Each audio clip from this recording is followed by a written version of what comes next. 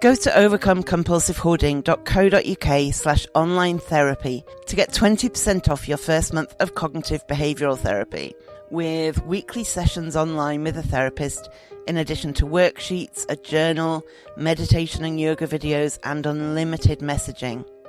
There's strong evidence that CBT can help people who hoard, and accessing therapy online can be affordable and accessible. Find out more and get your discount at overcomecompulsivehoarding.co.uk/online therapy. In the market for investment-worthy bags, watches, and fine jewelry, Rebag is the answer. Rebag is a luxury resale platform where each piece is carefully inspected by experts to ensure quality and authenticity. Use Rebag to buy and sell finds from the world's top brands, including Louis Vuitton, Chanel, and Cartier. Head to Rebag.com to get 10% off your first purchase with code REBAG10. Shop today at Rebag.com. That's REBAG.com. And use promo code REBAG10 for 10% off your first purchase. Wow! Nice! Yeah! What you're hearing are the sounds of people everywhere putting on Bombas socks, underwear, and T-shirts made from absurdly soft materials that feel like plush clouds. Yeah, that plush. And the best part? For every item you purchase, Bombas donates another to someone facing homelessness. Bombas. Big comfort for everyone. Go to bombas.com/ACAST and use code ACAST for 20% off your first purchase. That's bombas.com/ACAST. Code ACAST. Hey, I'm Ryan Reynolds. At Mint Mobile, we like to do the opposite of what Big Wireless does. They charge you a lot, we charge you a little. So naturally, when they announced they'd be raising their prices due to inflation, we decided to deflate our prices due to not hating you. That's right. We're cutting the price of Mint Unlimited from $30 a month to just $15 a month. Give it a try at mintmobile.com/switch. $45 up front for 3 months plus taxes and fees. Promo rate for new customers for limited time. Unlimited more than 40 gigabytes per month. Slows full terms at mintmobile.com. Welcome to the Overcome Compulsive Hoarding with That Hoarder podcast. I am drowning in stuff and trying to find a way out.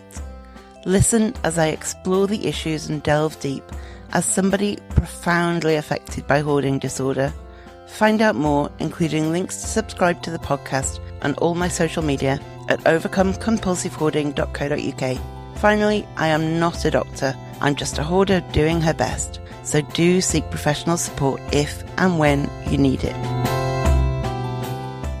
So I am here with Dr. Jan Eppingstall, an Australian counsellor with a PhD in hoarding. I am a big fan of people with PhDs using doctor because it's criticised often, isn't it? People go, well, you're not a medical doctor, whereas everybody I know who's done a PhD has literally gone mad at least once during the process. It's the hardest thing ever. So let's use that doctor. So Dr. Jan Eppingstall is a hoarding specialist, and she is here to share her wisdom. Jan, how are you? I'm great. But what you said about, people saying, but you're not a medical doctor. And I have to say, well, yeah, that's true. Yes, but it does take a fair bit of tenacity and just persistence to try and get to the other side of it. So I figure the fact that I've done it, I will use the doctor title. Thank you very much. Absolutely. Use it. Absolutely. I'm a big supporter. So today we are talking about a word that I am going to stutter over at least once. We are talking about anthropomorphism, which is a big word, but it describes something that I suspect everybody does, just to different degrees. So, Jan, can you start by just explaining what it means and how common it is? I get caught on it too, anthropomorphism. Yep. But let's define anthropomorphism. Firstly, treating something not alive as if it is alive is animism. Okay. So treating something non-human as if it's human is anthropomorphism. So animism feeds into anthropomorphism because we treat something as alive, which is animism. We tend to treat it as alive like us with all the mental facilities of humans, the mental faculties. So this behavior kind of begins in childhood when our survival's relevant. When our survival is reliant on adults in our lives. So we collect all of this information about people, we store that all up, and we use that to kind of imagine what other people are thinking, what they do, why they behave the way they do. We don't grow out of it, but we do learn to kind of correct for it. But anthropomorphism is another form of magical thinking, like we've talked about before. And it's something that all humans engage in. People will treat anything as a person. It's within us, and it's something that we just can't stop. It's just, we see faces everywhere. We see, and we think everything has agency. So I don't think there would be many people out there who haven't thought that a storm was raging, or, that a tree was foreboding. Yeah, all of that sort of stuff. We give thoughts and emotions to inanimate or non-human entities day in, day out. When I drive, I have the sat nav on, the GPS, and if the woman in my phone says turn left, but I don't, I swear she sounds disapproving with the next instruction that she gives me. I swear it. She is in there going, she's ignoring me again. I said turn left. Exactly. That is so true. I just happened to be watching that show, The Middle. I don't know if you've seen it. It's an American comedy show, and it's just about these, this family who are, from the Midwest, I think it's presumed somewhere in the middle of America. And the daughter, the episode I happened to watch, of course, was about decluttering. Of course. Why wouldn't it be? Of course. I haven't watched the show in about 20 years, and there it is. So they're sorting through some things, and the daughter happens to have a set of hot rollers for her hair. And her brother has said, oh, let's just chuck that out. They don't even work. And this girl's face has just dropped. She's like, no, you can't throw those out. And the brother said, oh, I suppose you've given them all names, and you feel like they'll feel sad, blah, blah, blah. And she's like, how did you know? Oh my God. I rotated using different ones in the front so that they wouldn't feel left out. And I just laughed, because it's just, that is the epitome of 99.9% of us. And that's it's exactly what we're talking about, isn't it? It's exactly what the whole episode's about, because it's no surprise that humans anthropomorphize all the time, because we grow up with stories about rabbits and balloons and cars that are presented to us as living, conscious beings. I remember Sarah Ferguson, Duchess of York, wrote a whole series of children's books about a helicopter called Budgie. Right.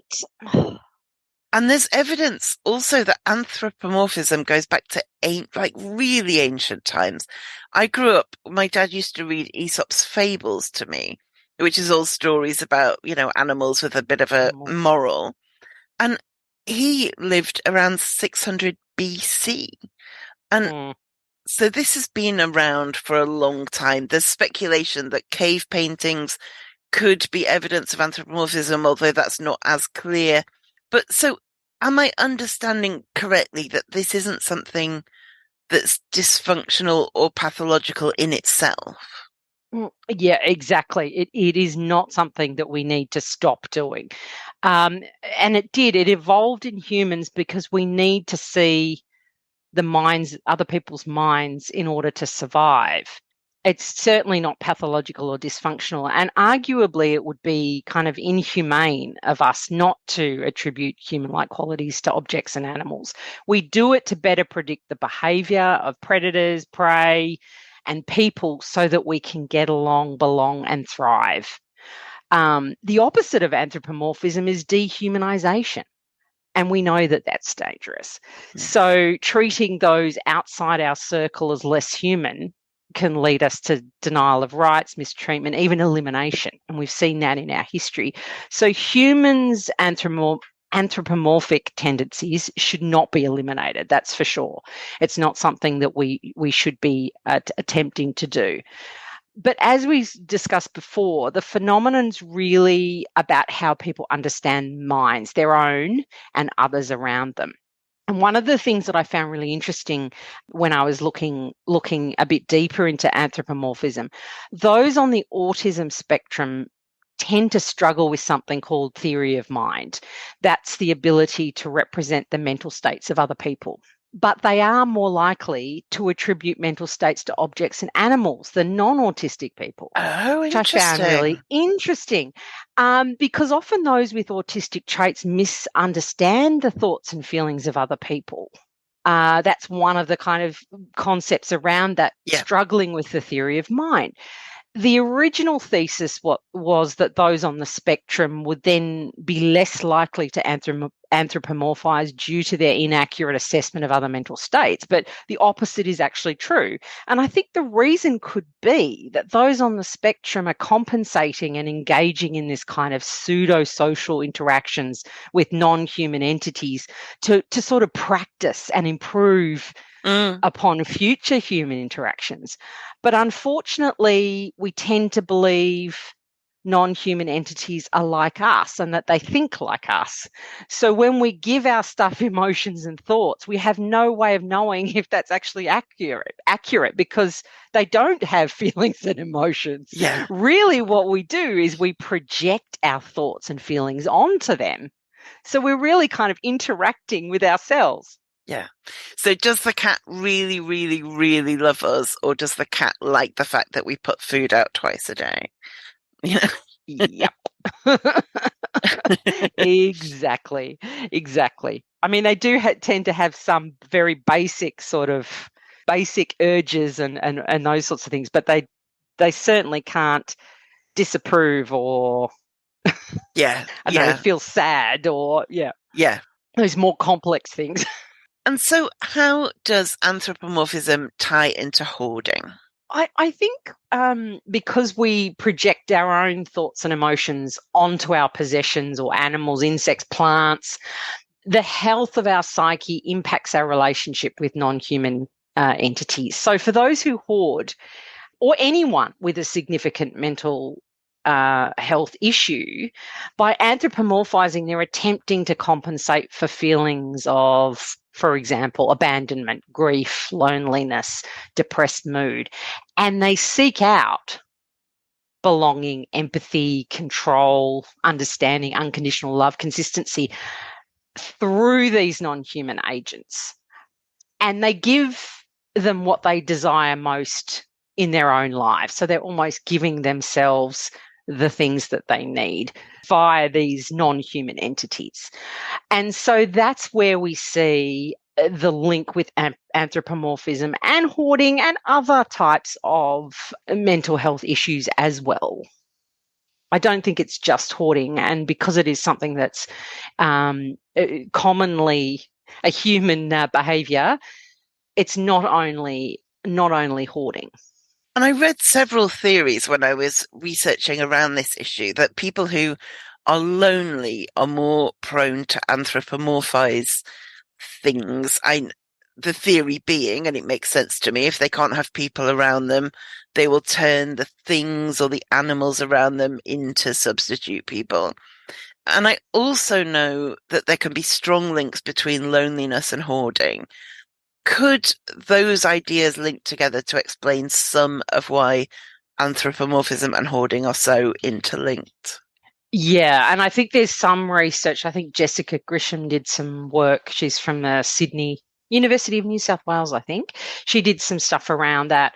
And we look for minds, especially when we need to feel in control and when we're lonely. The research kind of links those two things together. And in these situations, which are central to typical hoarding behaviors, our mind reading kind of overflows to other entities that don't actually have minds. So it's almost just like a proliferation of that.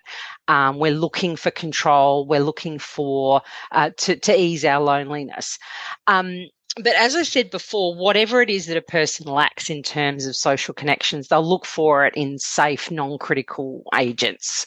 And we're wired to connect. We need others to co-regulate our emotions, and we feel, and in order to feel a sense of belonging.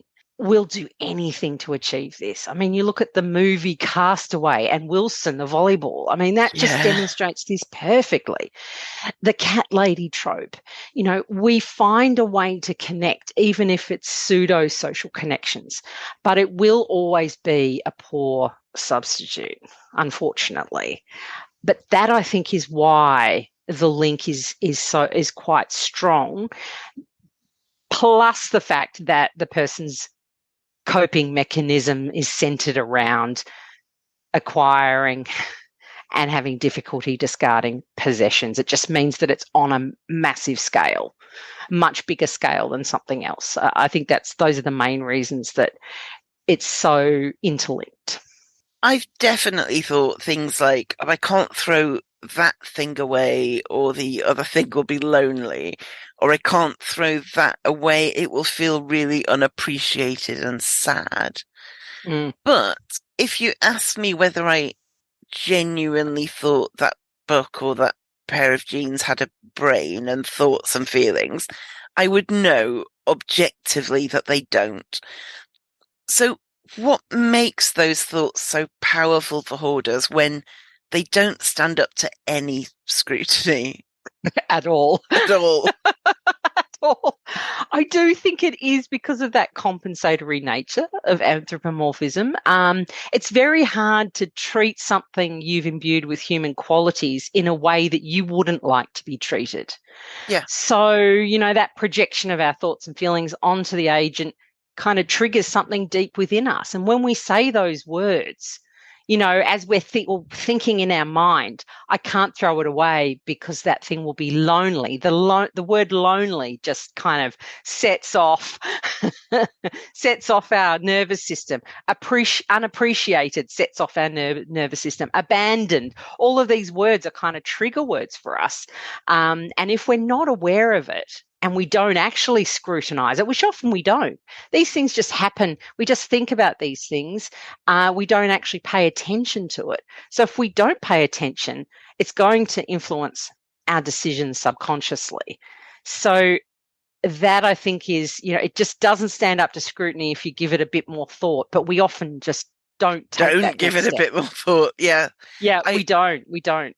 And the thing about trigger words as well that you've just said, I was talking to a friend and she has worn the same earrings since having her ears pierced years ago, always worn the same earrings.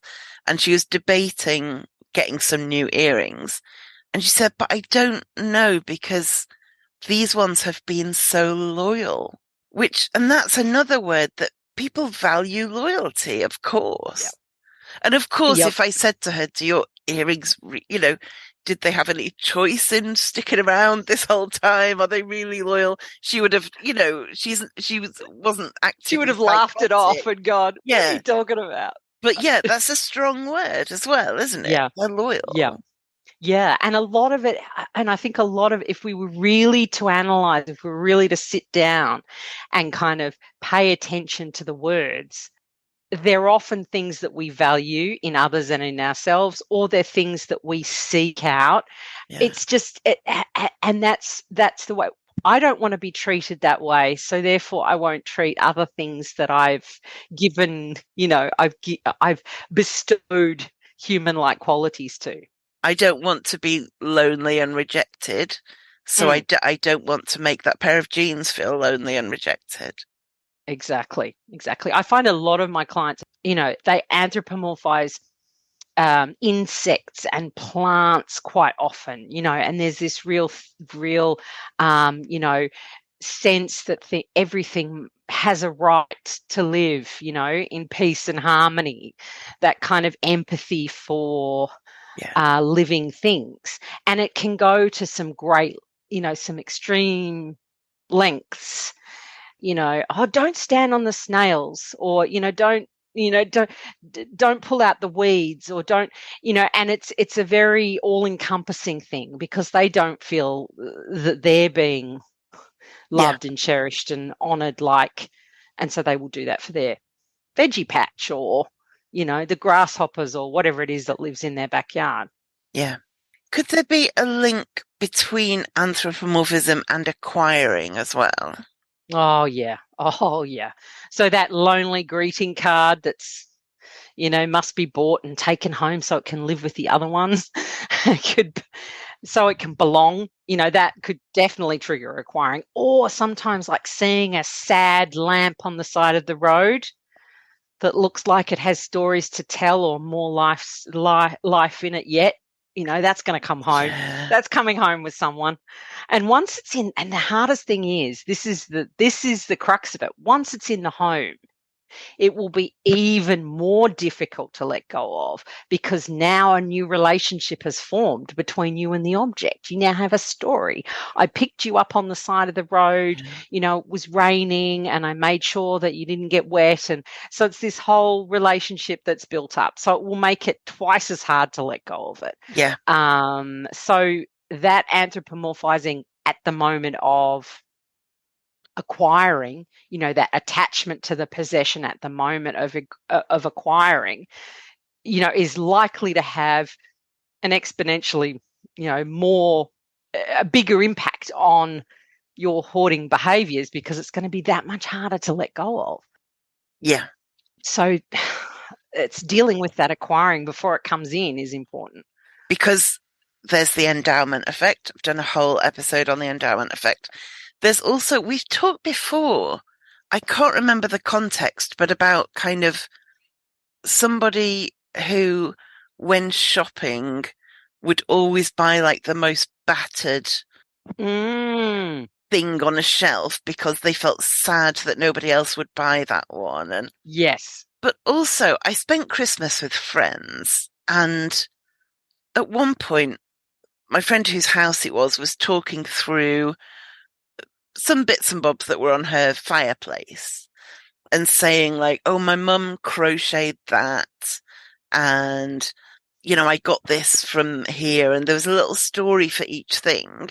But that was a total of 5 things, whereas hoarders have a little story for everything. I pick up a random scrap of paper and I know the story, and it makes me feel more attached to it. And so what you're saying about when you bring something in from the cold, you know, and you rescue it from the rain, I think hoarders create and remember those stories more than most.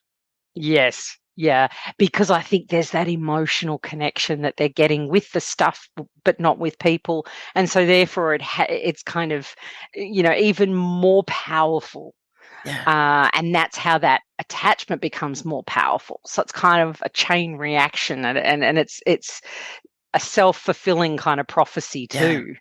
Yeah. It's quite fascinating. And it's, as we talked earlier, it's something that we don't want to stop, but we do need to be aware of it. And I think awareness and paying attention to it can help. Yeah. And the thing I was having all these hoarding realizations at my friend's house at Christmas. I also noticed that the things she was telling us, the little stories, backstories of, they were all quite recent things. My mum crocheted this for me in the summer, and it struck me that she can have a thing with a story, but presumably at some point get rid of it, because the things with the stories on the fireplace were newish things. And it's not that she's never had things with stories before. Yeah, no. And so those things have gone, and that seems to be fine. Yeah, and Whereas, she's not feeling regret yeah, for those things. and oh, that could be done. It was a kind of, oh, you can have things with stories and not keep them forever. That's interesting. Yeah, that's interesting. Yeah, exactly. Exactly. It's kind of like, okay, well, how does she do that? How does that come about? Yeah, it's It funny, is isn't very it? interesting Kind though, of, yeah. oh, that's how people live. Right, got you. Mm. Yep. So I know with other mental illnesses, anthropomorphism is sometimes deliberately used in kind of recovery, I guess. Someone with an eating disorder might separate themselves from their eating disorder. One of my friends called her eating disorder Ed for ED, so that they could say, that's not my thinking, that's what Ed says. To create some distance between themselves and the dysfunctional thinking. Is there any way that that kind of approach could apply to hoarders, or is that not really the same kind of thing? I do think kind of anthropomorphizing part of the brain or that dysfunctional entity could definitely be helpful. That's just my anthro talking, or that's hoarding talk. It's almost kind of like the parts theory in internal family systems, which is a type of individual psychotherapy. The idea that part of me is concerned that this sock is without a partner, but another part of me thinks it's ridiculous, crazy talk. What does my wise mind, or my, Right. my center, the center of me, what does my authentic self think? Yeah.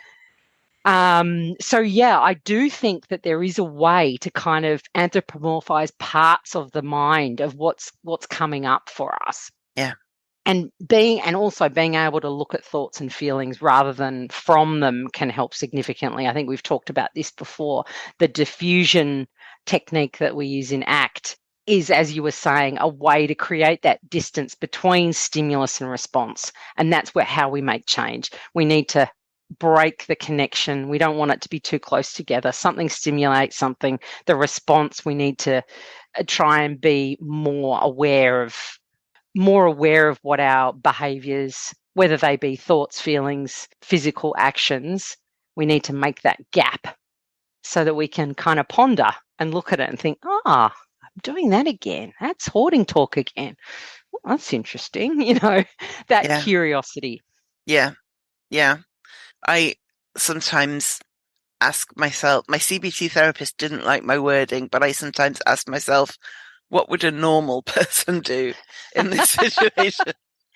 You know what? That's actually that's one of the things that I've been meaning to write about in the newsletter, about having a values, almost like a values sort of role model kind Yeah, of thing. exactly. Yeah. Yeah. What would whoever that person is that you highly respect, your mother, or, I don't know, Beyonce, or whoever it might be, rather than what would a normal person do, what would that person that's my values role model do in this situation? Hey, I'm Ryan Reynolds. Recently, I asked Mint Mobile's legal team if big wireless companies are allowed to raise prices due to inflation. They said yes. And then when I asked if raising prices technically violates those onerous 2-year contracts, they said, "What the f*** are you talking about, you insane Hollywood ass?"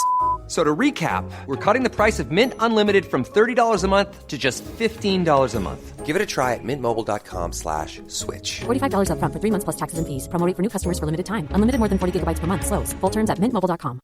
A lot can happen in the next 3 years. Like a chatbot may be your new best friend. But what won't change? Needing health insurance. United Healthcare Tri-Term Medical Plans are available for these changing times. Underwritten by Golden Rule Insurance Company, they offer budget-friendly, flexible coverage for people who are in between jobs or missed open enrollment. The plans last nearly 3 years in some states, with access to a nationwide network of doctors and hospitals. So for whatever tomorrow brings, United Healthcare Tri-Term Medical Plans may be for you. Learn more at uh1.com. And also even just thinking the whole wise mind idea, that inside you there is that knowledgeable, unflappable, authentic self that is always there, but sometimes it's clouded by these other parts, and we just need to kind of ask it, Yeah. what would be the wise mind choice in this instance? Something I do with friends a lot, and they do with me, is, when you ring someone up and go, can I just check something out with you? Because I don't know if I'm overreacting, or I don't know if I'm underreacting, or I don't know if I've done something wrong and I can't work it out. Can I just check it out? And there's a real value in having people, first of all, you can approach, but who will also be honest and say, I think you are overreacting, or say, no, I think you're absolutely justified, or I think you did the right thing or the wrong thing. And it seems like an extension of that. If, what would a normal person do? If I'm freaking out about throwing that away, just what would a normal person do? They would probably just throw it away. And it can sometimes get me over the last hurdle, really. Yeah, and it's like I say this really often. It's the same for me. I have the same impulses. I have the same concerns. It's just that it's on a bigger scale. But I sit there and I will and ah about throwing something out, and I have to do the same thing. What about this is so hard for me? Yeah. Why is this one difficult? And often it will be something, it'll be it cost a certain amount of money, or someone gave it to me. There'll be all these things. And then I have to really kind of give myself a chance to sort of weigh it up. It's not, I just can't just throw things out easily either. Yeah. So it's really interesting. It's just the volume, and it's the number of times you have to make those decisions that really take a toll. And the loudness of the doubts, maybe. Yes. Yeah, the loudness of the doubts, and perhaps also maybe reflecting on when it has been a good idea. Maybe the error, the not wanting to make mistakes is louder than for me, where I'd go, oh, look, remember that time you kept that thing and you never used it? Just, maybe your fear of making mistakes is louder. And I think that's something that hoarders really struggle with, that fear of making mistakes, the perfectionism. I don't want to need this later. So those are very loud. And I suspect as well, there's something about, if I throw something away and regret it, that feels giant. Whereas a lot of people, if they throw something away and regret it, they will just go, okay, well, next time I won't, something, and that's right. Move on. It again, the loudness of that kind of regret, rather than the 1,000 times we threw something away and it was fine. Yeah, I do agree with that assessment. I think that's true. So given that we can't, and as you said, shouldn't even try to get rid of our own anthropomorphism, what can we as hoarders do to understand the role it plays in our hoarding behaviours? I think what we need to first be able to understand what the features of inanimate objects that trigger us, to attribute human-like qualities to stuff. What are the features of those things? So one of the things is movement, behavior. One of the things that indicates to us agency is things that move. So even a dot moving across a screen makes us attribute agency. So if something avoids obstacles or chases something else, then we think it has a mind of its own. And neuroimaging studies have shown that watching animate shapes moving in a goal-directed way engages parts of the brain that detect biological motion. So, and also other areas that are implicated in judging others' mental states are triggered. Even the imagined movements of something, you didn't expect, something you didn't expect, like you didn't see a step or a tree root, that can cause you to attribute blame to that object. Yes. So we've got all these things that Yeah, someone I know who is dyspraxic and bumps into things a lot and falls over a lot does believe that a particular door frame in her house hates her. That door Mm. frame hates me. Yeah. And also, what you're saying about movement, one of the studies I read, they showed people just some dots moving around a screen and asked them about it. And they had whole stories about that dot was a bully and that dot Mm. was, and it was just dots on a screen. Yeah. Yeah, yeah. And not only do we attribute agency, but as you've just demonstrated, we create stories around everything. And that's just human nature as Yeah. well. And we've always got a story about why something happened. I think if we're kind of aware of that, if we can recognize it as we're in the moment, Yeah. that's really important. But the other thing we mentioned earlier, we see faces everywhere. I've got a friend with an Instagram account of just pics of faces she's seen on the footpath or in tree trunks and other random places. She just can't help it. She'll see something. Oh, that looks like a face. Snap. There's a name for it. Is it pareidolia? Something like that? Yes, pareidolia. That's exactly what it's called. Yeah. Yeah. And some people have it more than others. I see faces everywhere. I'm very much. But again, like this is the result of evolution and our reliance on others to survive, of course. I mean, faces are the first things that babies recognize. So we And babies process. recognize more faces than adults. Yeah, Recognize yeah. more people. Yeah. Mm. And the thing about it makes complete sense because they are 100% reliant Reliant. on someone else. I mean, was part of our evolutionary journey that, okay, we had to have more fragile babies in order to have bigger heads with more brain capacity. So, babies rely on us completely. And that's one of the things that that definitely emerges, that whole faces, recognizing more faces than adults. I think product designers do it deliberately to Oh, some degree. I look at cars. A lot of cars have yes. faces on the front, don't they? Yep. The headlights and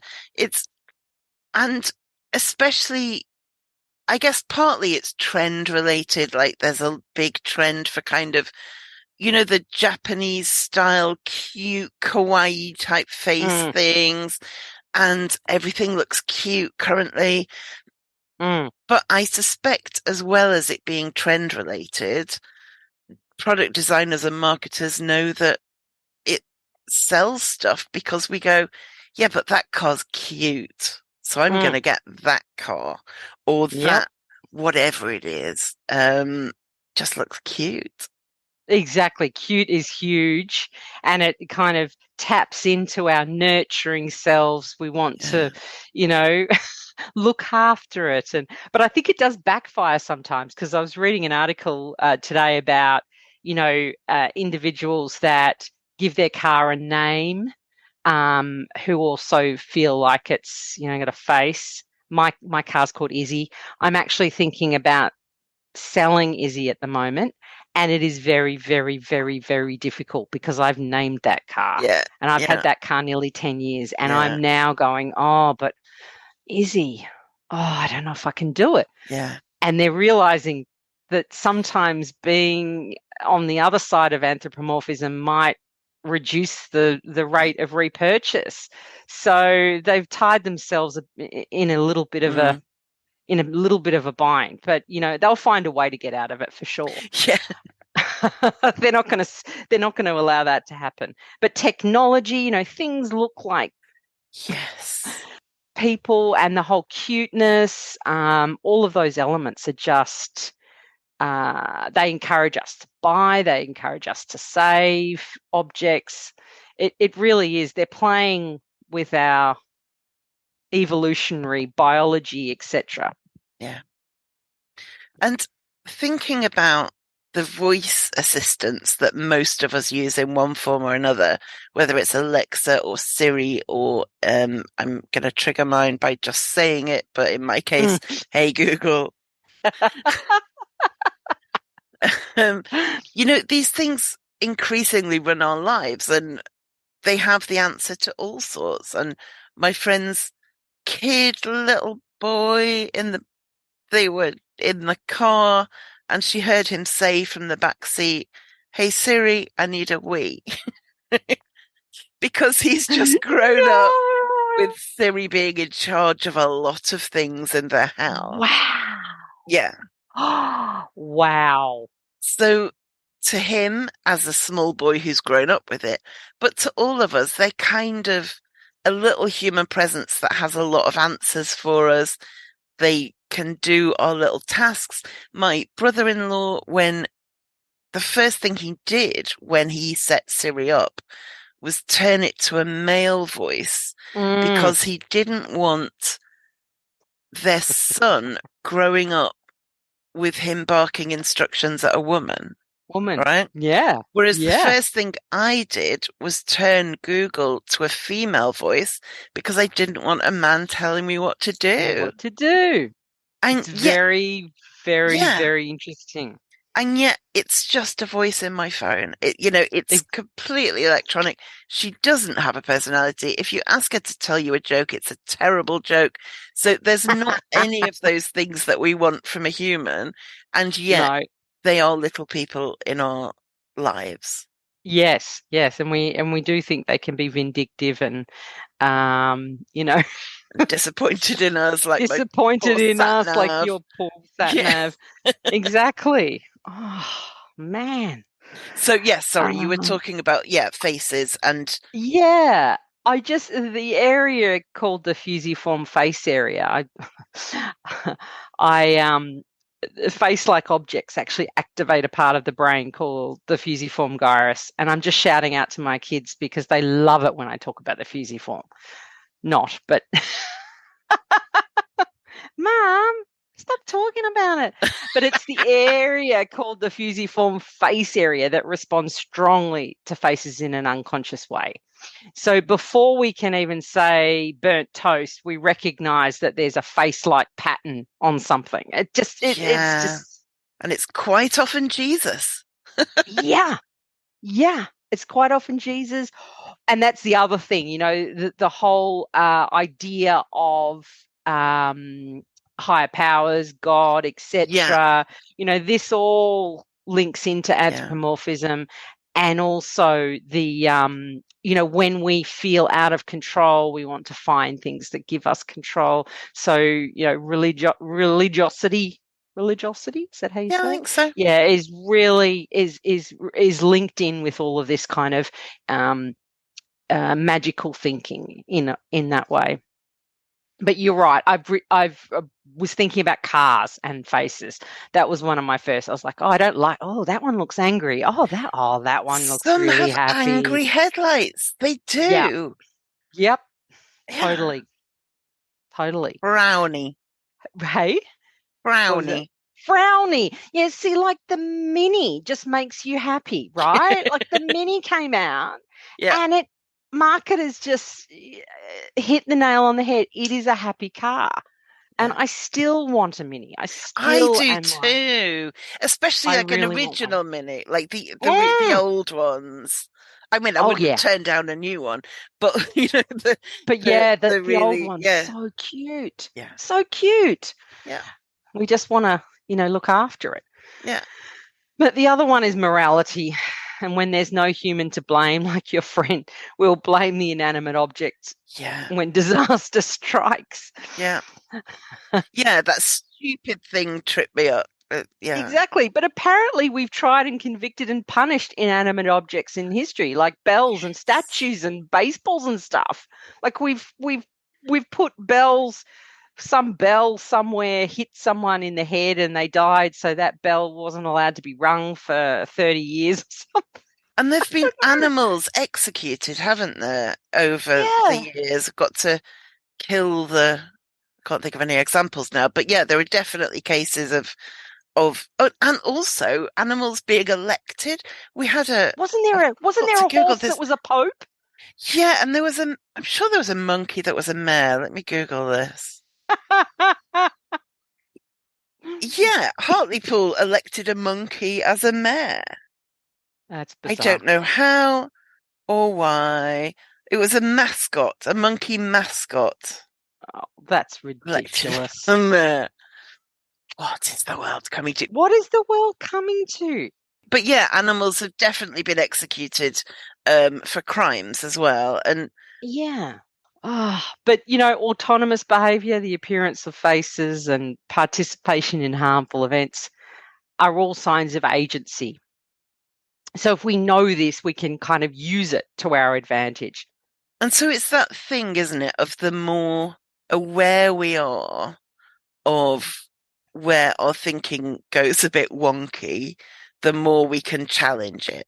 If Yeah. we know there's a pattern, then what we were saying earlier about these things don't stand up to scrutiny, but we just don't scrutinize them.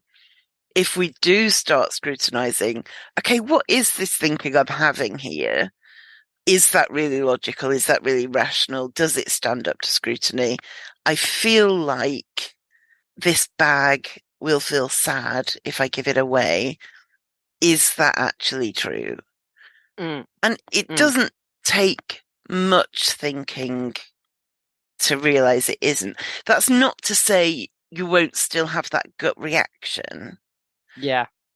But once you start saying, okay, let's have a look in the bag to see if there's a brain in there anywhere. You're not, if there's a brain in your bag, you've got more problems than hoarding. Exactly. Exactly. Yeah, we have more problems if we actually do think there's a brain in there. So can we turn, if we are becoming more aware of this as a form of magical thinking and something that's not bad in itself, but that can exacerbate some of the existing questionable thoughts that we can have as hoarders, can we turn that growing understanding into positive change? Yeah, I actually was thinking about this, and I've thought about it for a little while, especially it was one of the elements of the KonMari method that resonated with me when I first read Marie Kondo's book. And it was that whole idea of thanking inanimate objects.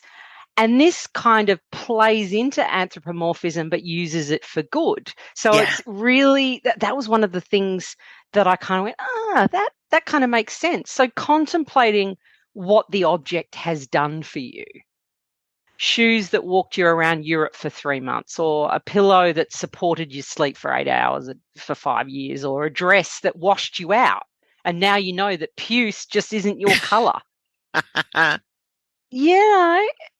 That, for example, allows us to kind of recognize the place the object had in our life and the service it's provided, and give us that kind of opportunity to let it go in peace.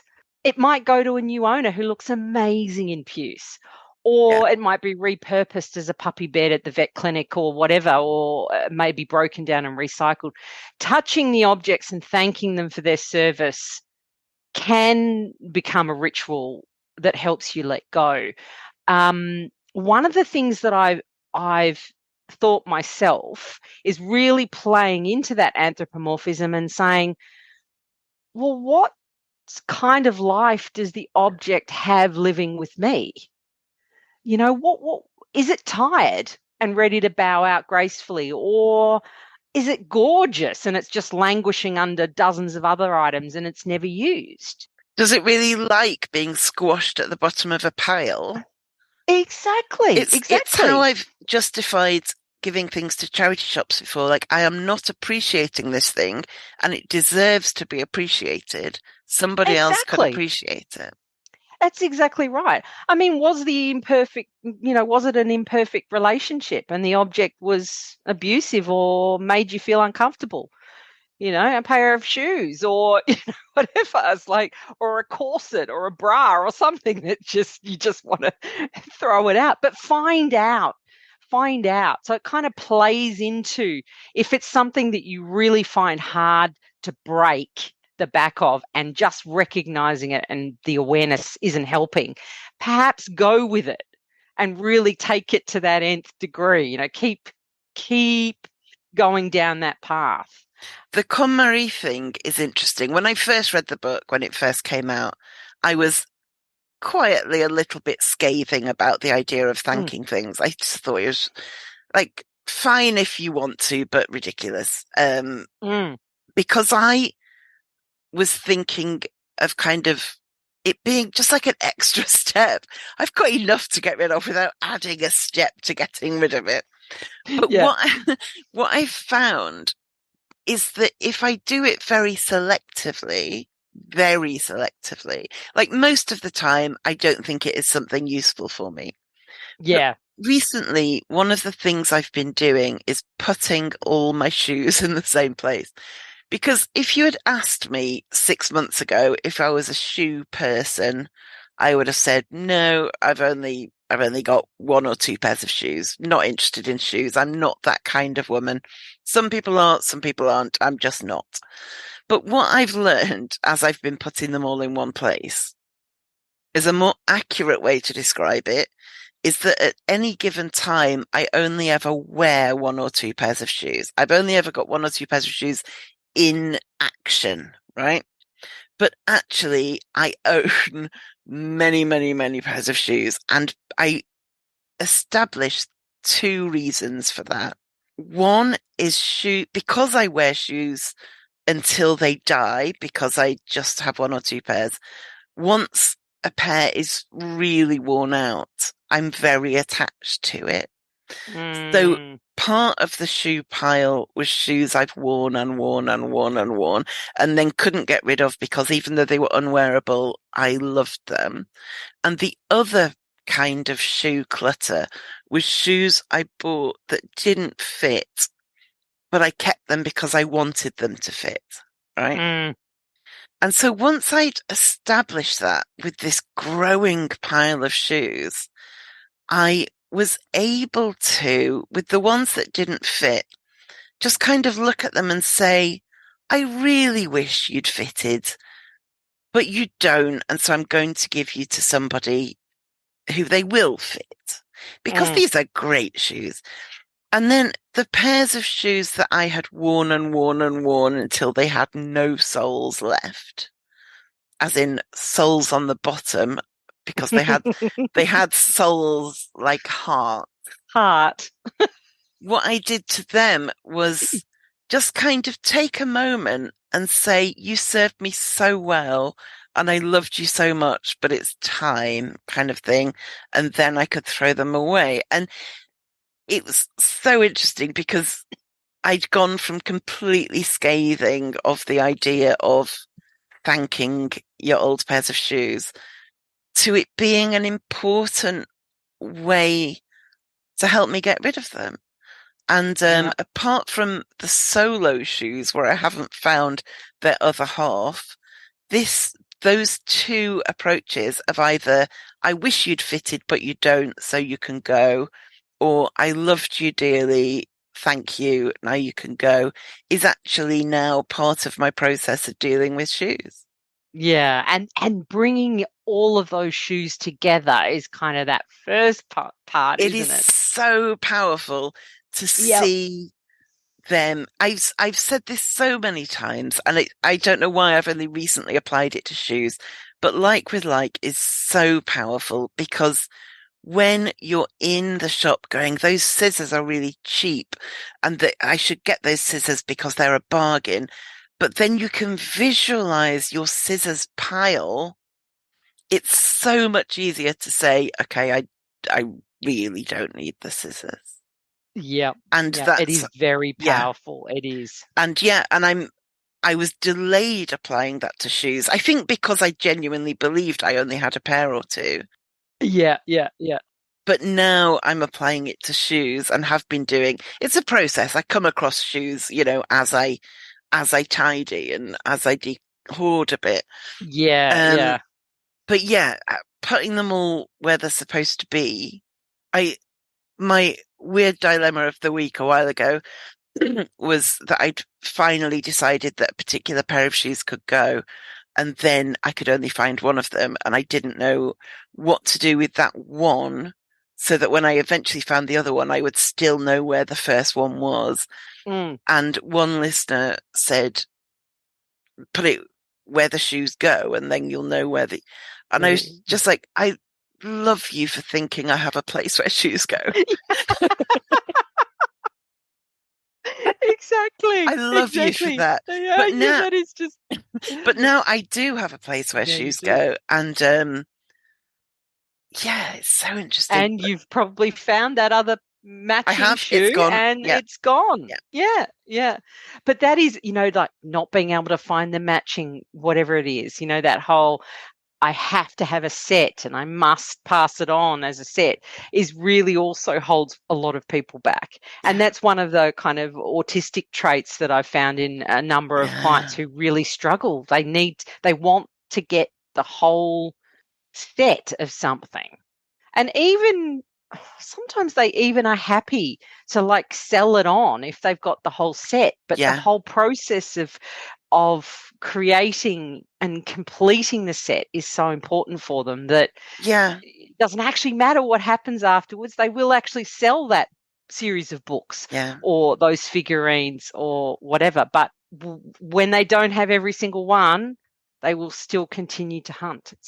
Yeah, I know. I can't remember what it was. I think it was jars or something. I needed a jar, and then in the shop they had jars in sets of. They had the same jar in like 3 different colours, and I remember thinking, well, I should probably get all 3, knowing I needed one, but they went together, so surely I need all 3, and going, well, I don't even like the 3rd colour, so maybe I could get the 2. Oh, but it's not complete then. I needed a jar, and I could have, it was a dilemma. And you could have walked out with 3 and then had to find a home for all 3 and never use them. It is a dilemma. It is often a dilemma for people, especially those who do feel the need to complete that set. The other thing I guess we can do is recognize that we're projecting our own thoughts and feelings onto the objects. So that can give us a huge insight into where we need to work on ourselves. Verbalizing your thoughts as you work through, like I've said before, you're working with your possessions, that'll highlight to you the typical thoughts and feelings that you're projecting on your stuff. Those trigger words, the lonely, the unappreciated, that sort of stuff. These emotions and cognitions that pop up the most are the ones to focus on with journaling or with therapy. If you think it looks like it has a face or you name an object, you just know it will be more difficult to part with. But remember that you can engage with the object and thank it for the times it supported you and let it go. That is one of the hardest things. If you do recognize it's got a face and you do give it a name, chances are it's a fait accompli. It will be harder to get rid of. But loneliness and isolation are really so common for those of us living with hoarding.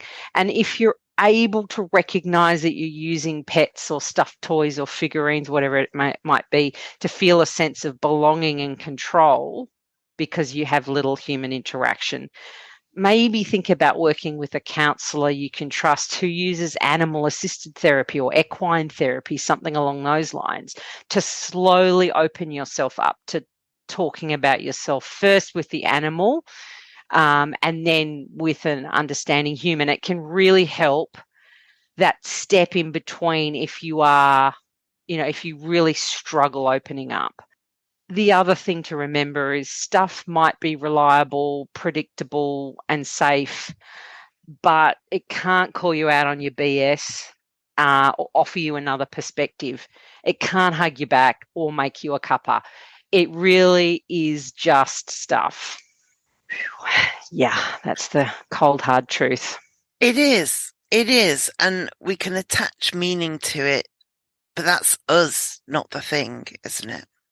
Yeah, and that's the hardest thing. It's just if you are anthropomorphizing to that level, then you're really in your own echo chamber because it's telling you, you're talking to that thing and it's giving you back what you gave it. So it's not going to give you a faithful representation of reality, unfortunately.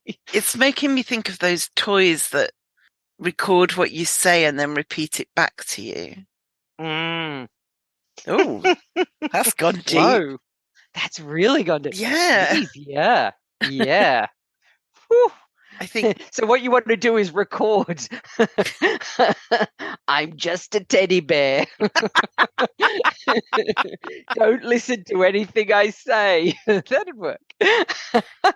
And like with everything about hoarding, it's all about proportionality, isn't it? It is fine to have a teddy bear in your bed that has loved you since you were born and will love you till you die. That is fine. It is not fine to have 300 teddy bears that mean you can't get onto your bed and you sleep on the couch. Yeah, totally. It is all about proportion. It's all about volume, and it's all about how we can break some of those habits around obsessively acquiring those things that, in the moment give us that little, Yeah. dopamine hit, the little bump. We've got to try and break that habit and find something else, and hopefully find it with other humans. And what you said about verbalizing it as well, I find there's something quite powerful. If I'm being a bit ridiculous, but digging my heels in, there's something about saying my thinking out loud that really highlights how ridiculous I'm being. Something that's a thought might feel okay, but once you say it out loud, you kind of have to go, yeah, I'm not being reasonable here. Yep. And there's something about saying it yourself, not having someone else say it to you. Yeah. Something about it coming out of your own mouth that just makes all the difference. Yeah. And that's why often, I don't have to say stuff. I can just let people now say aloud what you're thinking about these things. And it's just incredible how they will talk themselves around and say, oh, really? Yeah. And it's gone. You know what I mean? It's just saying it aloud on your own. You don't have to have anyone to hear you. It's about you hearing it, your own voice. That's the difference. Amazing. So interesting. This is such an interesting topic. I know, it's crazy interesting, and it's one of the areas that there's been a lot more research into lately, and I think for hoarding it is quite problematic, but knowing that it's not something that we can change so much as we can manage, it makes that feel a little bit more, I guess it feels more, I don't know what the word is. It just feels like we've got more chance of learning from other people who, who've managed this type of problem. It just feels more, we're all in the same soup. We're all doing the same things. It's just that, others maybe have recognized it sooner before it's got so overwhelming. There was a lot more research into it than I expected. Often when I'm researching episodes, I have to look up the topic on its own and learn about that and then apply it to hoarding. Because there isn't research into the thing and hoarding together. Whereas for this, there was a surprising amount into anthropomorphism and hoarding. So it's really good and interesting that that's happening. Yeah. So, Jan, if people want to find you online, where can they do so? They could go to Instagram, where I am at Stuffology, at Stuff_ology, or Twitter at Stuff_ology, or Pinterest. Come and check out my Pinterest stuff at Stuff_ology. I have a Pinterest account as well. I'm pretty happy with my Pinterest. It's pretty fancy. So come on over, check me out. I don't know if I follow you there or not, because I tend to be honest, I tend to post more than I. Yeah, it used to be a following thing, right? Everyone used to follow, and I got like 9,000 followers or something. But then it just it's stayed stagnant. It's a bit different now. It's changed. In the early days, I found it's a bit. In the early days, it was quite straightforward, and now it feels a bit more involved. But there's also a lot of advertising. Yes. So what's your Pinterest username? I will make sure I include that in the show notes. At Stuff_ology. And then my Facebook handle is at Stuffology Consulting, and you can always email me, jan@stuffology.com.au.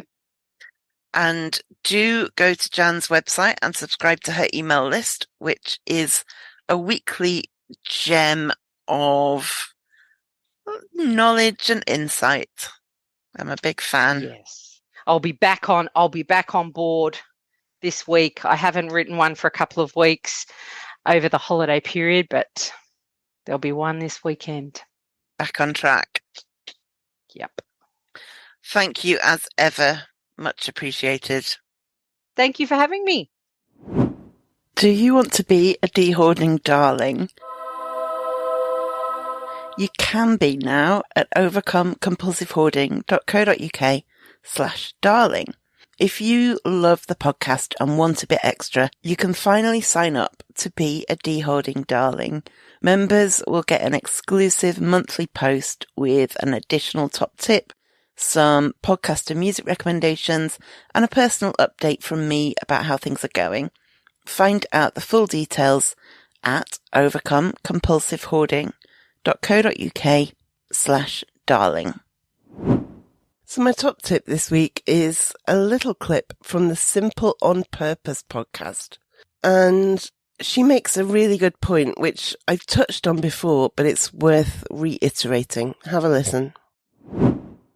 If we keep showing up the same way, things keep staying the same. Actually, they probably worsen, right? Because of the compound effect. If we keep treating our body in the same way, maybe we're not sleeping, not moving, not drinking water, then we don't actively improve our health. If we keep hating our job, going into it with a chip on our shoulder, we don't ever get career satisfaction.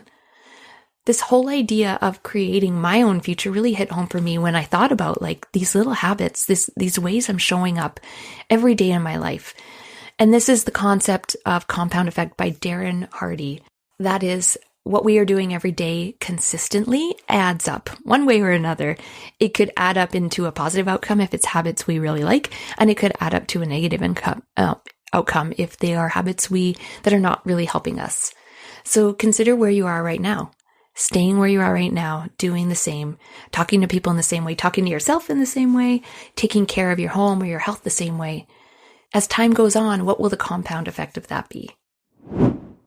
So let me know what you think. It's something I've been trying to use in my big pile of mental resources I dip into when I'm struggling with something. It's something I try and look at and think, just remind myself of, because it's true. I mean, I can't think of any arguments against it.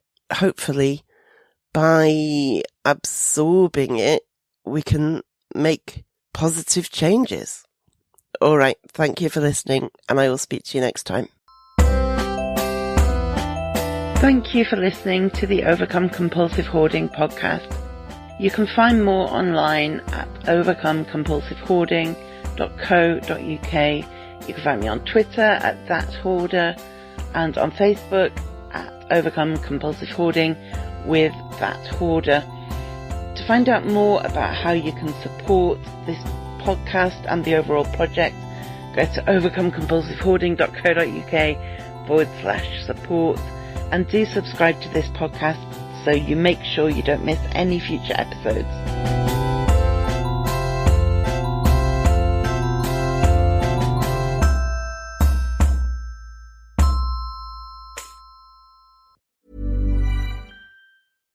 When you make decisions for your company, you look for the no-brainers. And if you have a lot of mailing to do, Stamps.com is the ultimate no-brainer. It streamlines your processes to make your business more efficient, which makes you less busy. Mail checks, invoices, legal documents, and everything you need to keep your business running with Stamps.com. Seamlessly connect with every major marketplace and shopping cart. Schedule package pickups and see your cheapest and fastest shipping options from different carriers, with rates up to 89% off USPS and UPS rates. And with the Stamps.com mobile app, you can take care of mailing and shipping wherever you are. Make the same no-brainer decision as over 1 million other businesses with Stamps.com. Sign up with code PROGRAM for a 4-week trial, plus free postage and a free digital scale. No long-term commitments or contracts. That's Stamps.com. Code PROGRAM.